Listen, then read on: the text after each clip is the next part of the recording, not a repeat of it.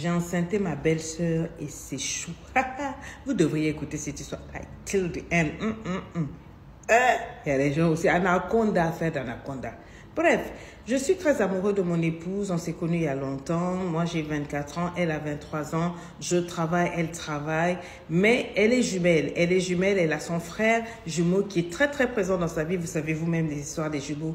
Ils sont tout le temps ensemble. Et à force de cette forte présence, je connais très bien mon beau-frère avec qui je m'entends très bien. Je m'entends très bien avec son épouse, ma belle-sœur. Donc, ma belle-sœur par alliance. En tout cas, nous avons des bons rapports. Nous sortons souvent, nous mangeons, nous dansons, barbecue, boîte de nuit et tout. En tout cas, on fait tout pour que les jumeaux qui sont nos conjoints soient très heureux. Et nous faisons vraiment dans l'amitié, quoi. Tout se passe très bien.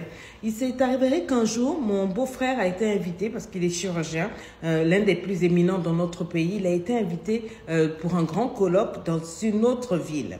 Et au même moment, mon épouse aussi a été invitée, elle, à passer un week-end chez d'autres amis. Donc, ils n'étaient pas là. Ma belle-sœur a décidé de passer me voir pour que l'on cause et que, voilà, que l'on ne soit pas seul. Très bien, on était au bord de la piscine, on a mangé, on a fait des grillades et des braises. On a un peu trop arrosé notre repas. Je dis un peu trop parce qu'à un moment, elle était un peu saoule et elle a glissé. Elle se retrouvait dans la piscine tout habillée.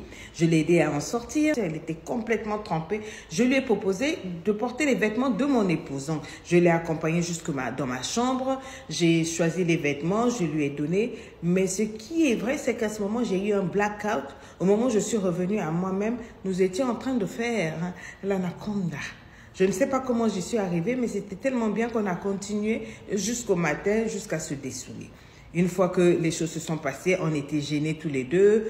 Bon, chacun est reparti chez lui tranquillement. Moi, je suis restée chez moi, j'ai arrangé, j'ai essayé d'effacer toutes les évidences. Elle est repartie chez elle tranquillement pour attendre son mari qui devrait rentrer. Et moi, mon épouse aussi qui devrait rentrer le lendemain. J'étais mal à l'aise, j'ai tourné. Mais en tant qu'homme, j'ai su comment cacher les choses. Ce sont des choses qui arrivent. Je pouvais mettre, comment on appelle, la poussière sous le tapis et qu'on ne se rende pas compte. Nous avons continué de vivre comme ça en essayant que personne ne sache ce qui s'était passé. Mais bim, j'ai reçu un coup de fil de ma belle-sœur il y a quelques jours qui m'informe qu'elle est enceinte. Mince, j'étais désemparée et vraiment fatiguée. Et je lui ai dit, mais on ne peut pas garder cette grossesse. Et elle m'a dit, le problème, c'est qu'est-ce que tu as remarqué que nous, on n'a pas d'enfants. Il dit oui, mais tout comme moi, il dit sauf que nous, ça fait 3 ans qu'on essaye d'en avoir et là, bim, ça marchait, ça veut dire que mon mari a un problème. Avec toi, du coup, un seul coup, ça marchait. Et le pire, c'est que mon mari est parti trop longtemps pour cette période-là. Il saura forcément que ce n'est pas son enfant. Oh my God. Mais là, seulement n'est pas le problème. Le problème, c'est la race. Le problème, c'est la race. Si l'on garde cet enfant et qu'il naît, ça sera un scandale. Tout le monde saura ce qui s'est passé. Pourquoi? Parce que ma femme et son frère sont des Asiatiques.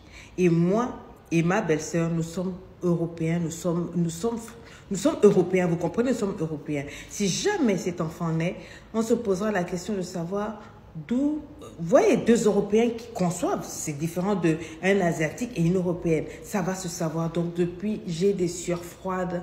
Que faut-il faire? Que me conseillez-vous? C'est chaud. Je ne veux pas perdre mon mariage. J'aime ma femme. Elle ne veut pas perdre son homme. Elle aime son homme, mais elle ne veut pas aussi avorter de cette grossesse-là parce que ça fait 3 ans qu'elle essaie d'avoir cet enfant-là. Elle dit pour elle que c'est le destin, que c'est Dieu qui a répondu au moins à son désir de venir au secours de l'engin de son mari qui était incapable de la rendre fertile.